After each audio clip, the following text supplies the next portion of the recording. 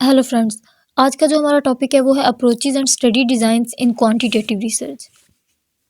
मैं आप सबसे पहले आपको बता देती हूँ कि क्वांटिटेटिव रिसर्च जो स्टडीज़ हैं उसमें बेसिकली तीन पर्सपेक्टिव होते हैं। तीन पर्सपेक्टिव हैं जिन्हें एग्जामिन किया जाता है।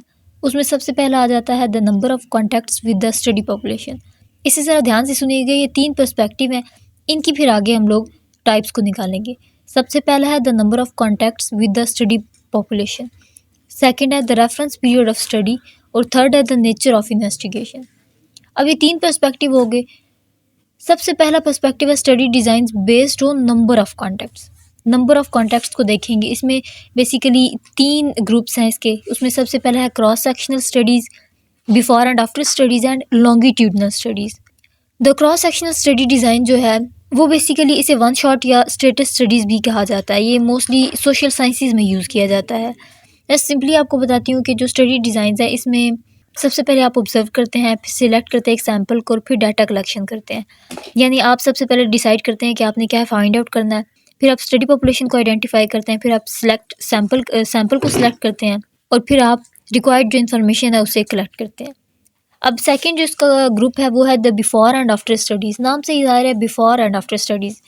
इसमें क्या करना होता है कि आप मेजर करते हैं इम्पैक्ट या इफ़ेक्टिवनेस ऑफ अ प्रोग्राम। जो प्रोग्राम की इफ़ेक्टिवनेस है या उसके जो इम्पैक्ट्स हैं वो हम मेजर करते हैं। इसमें हम दो सेट्स बनाते हैं।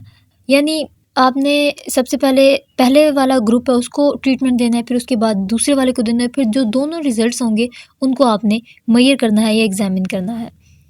उसके बाद लॉन्गिट्यूडनल स्टडी आ जाता है। लॉन्गिट्यूडनल स्टडी जहाँ पे भी आ जाए वहाँ पे मतलब ये है कि हमने मल्टीपल टाइम्स स्टडी को मेजर करना होता है या जो रिसर्च है हमारी उसको मेजर करना होता है।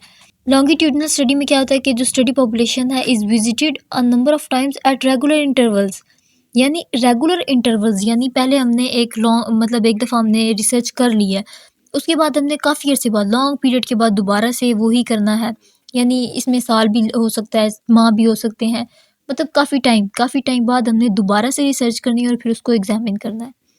तो ये था हमारा study design based on number of contacts. अब दूसरा जो हमारा पर्सपेक्टिव है वो है study design based on the reference period. इसमें सबसे पहले रिट्रोस्पेक्टिव आ जाता है, फिर प्रोस्पेक्टिव है और फिर रिट्रोस्पेक्टिव प्रोस्पेक्टिव है।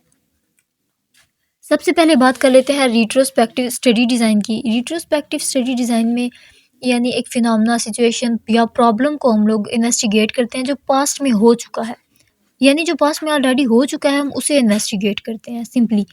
उसके बाद प्रोस्पेक्टिव स्टडीज़ आ जाता है। प्रोस्पेक्टिव में ये करते हैं कि जो कोई भी फिनोमेना, सिचुएशन या प्रॉब्लम या आउटकम हमें फ्यूचर में फेस हो सकता है उसकी स्टडी हम लोग करते हैं।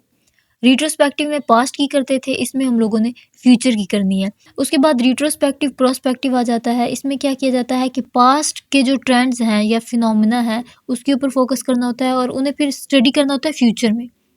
यानी जो पास्ट के ट्रेंड्स हैं उसे हम लोग फ्यूचर में स्टडी करते हैं। उसके बाद आ जाता है study design based on nature of investigation. इसमें एक्सपेरिमेंटल आ जाता है, नॉन एक्सपेरिमेंटल और सेमी एक्सपेरिमेंटल आ जाता है। एक्सपेरिमेंटल स्टडीज़ में क्या होता है कि ये वो रिलेशनशिप है जो फर्स्ट वे में स्टडी किया जाता है। एक्सपेरिमेंटल स्टडी में इंडिपेंडेंट वेरिएबल जो है उसे हम ऑब्जर्व करते हैं, इंट्रोड्यूस करते हैं और उससे ही मैनिपुलेट करते हैं किसी रिसर्चर के थ्रू। उसके बाद नॉन एक्सपेरिमेंटल स्टडी आ जाता है। सिंपली मैं अगर आपको बताऊं तो नॉन एक्सपेरिमेंटल स्टडी में हम लोग कॉन्सिक्वेंसेस ऑलरेडी हमें पता होते हैं, हम लोग बस कॉजेज़ के ऊपर जो है वर्क करते हैं, हम कॉजेज़ के ऊपर फोकस करते हैं।